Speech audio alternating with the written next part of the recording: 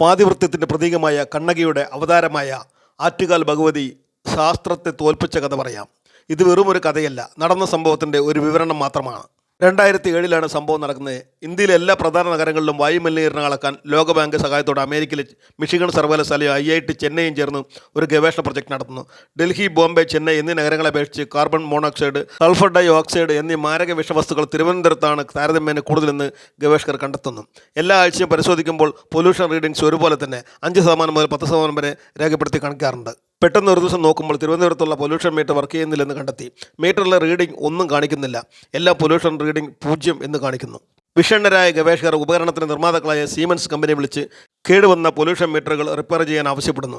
അവരുടെ ടെക്നീഷ്യന്മാർ ഉടനെ വിമാനത്തിലെത്തി റിപ്പയർ പണി തുടങ്ങി. പക്ഷേ സീമെൻസ് കമ്പനിയുടെ ടെക്നീഷ്യൻസ് എത്ര ശ്രമിച്ചിട്ടും ശരിക്കും പ്രവർത്തിച്ചില്ല. അദ്ദേഹം മുംബൈയിലെ സീമെൻസ് ചീഫ് എഞ്ചിനീയറെ വിവരമറിയിച്ചു. ടെക്നീഷ്യൻ്റെ കഴിവുകളിൽ ക്രുദ്ധനായ അദ്ദേഹം ഉടനെ തന്നെ അടുത്ത വിമാനത്തിൽ സഹായികളും വേണ്ട യന്ത്രസാമഗ്രികളുമായി തിരുവനന്തപുരത്തെത്തി. 2 ദിവസം ഉറക്കമില്ലാതെ പരിശ്രമിച്ചിട്ടും ഉപകരണത്തിലെ തകരാറ് പരിഹരിക്കാനായില്ല.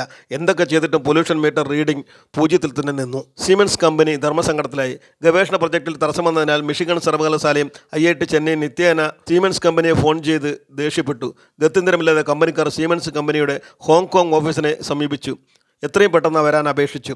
അവർ ഉടനെ എല്ലാ മറ്റു പണികളും മാറ്റിവെച്ച് ഒരു വലിയ ബോയിങ് വിമാനം പ്രത്യേകം ചാർട്ടർ ചെയ്ത് വലിയ എഞ്ചിനീയറിംഗ് സംഘവും യന്ത്രങ്ങളുമായി തിരുവനന്തപുരത്തെത്തി. രാത്രി തന്നെ റിപ്പയർ പണി തുടങ്ങി. കിണഞ്ഞ് പരിശ്രമിച്ചിട്ടും പ്രശ്നം പരിഹരിക്കാനായില്ല.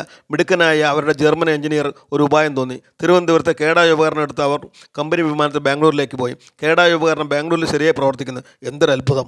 എന്തുകൊണ്ടാണ് യന്ത്രം തിരുവനന്തപുരത്ത് കേടുവന്നതെന്നും അത് ബാംഗ്ലൂരിൽ കൊണ്ടുവന്നപ്പോൾ എങ്ങനെയാണ് ശരിയായതെന്നും മിടുക്കനായ എഞ്ചിനീയർക്ക് മനസ്സിലായില്ല. ജർമ്മൻ എഞ്ചിനീയർ ഉടൻ തന്നെ ബാംഗ്ലൂരിലുള്ള ശരിയായി പ്രവർത്തിക്കുന്ന ഉപകരണങ്ങളും എടുത്ത് തിരുവനന്തപുരത്ത് വന്നു. വീണ്ടും ആശ്ചര്യം, ഉപകരണം തിരുവനന്തപുരത്ത് എത്തിയപ്പോൾ പ്രവർത്തിക്കുന്നില്ല. ഇത് എന്ത് കഥ? സീമെൻസ് കമ്പനി ഞെട്ടി. വീണ്ടും പൊല്യൂഷൻ മീറ്റർ റീഡിംഗ് 0 തന്നെ. സീമെൻസ് കമ്പനിക്കാർ വിഷമത്തിലായി. ഹോങ്കോങ് ടെക്നിക്കൽ ഡയറക്ടർ എഞ്ചിനീയർമാരെ രൂക്ഷമായി വിമർശിച്ചു. ടെക്നിക്കൽ വിദഗ്ധർക്ക് അറിയാൻ തുടങ്ങി. ചീഫ് എഞ്ചിനീയർ രാജിവെക്കാൻ ഒരുങ്ങി. അപ്പോഴാണ് സീമെൻസ് കമ്പനിയിലെ മിടുക്കനായ ജർമ്മൻ എഞ്ചിനീയർ ഒരു കാര്യം ശ്രദ്ധിച്ചത്. പരിസരത്ത് മുഴുവൻ സ്ത്രീജനങ്ങളും റോഡരികിൽ അടുപ്പ് വെച്ചുകൂട്ടി എന്തോ പാചകം ചെയ്യുന്നു. സംഗതി എന്താണെന്ന് ആരാഞ്ഞപ്പോൾ മനസ്സിലായി. സ്ത്രീകളുടെ ശബരിമല എന്നറിയപ്പെടുന്ന ആറ്റുകാൽ ഭഗവതിയുടെ പൊങ്കാല മഹോത്സവമാണ്. ഉടൻ തന്നെ അവർ ആറ്റുകാലിലെ മുഖ്യ തറവാടായ മുല്ലു വീട്ടിലെ കാരണവരെ കാണാൻ പോയി.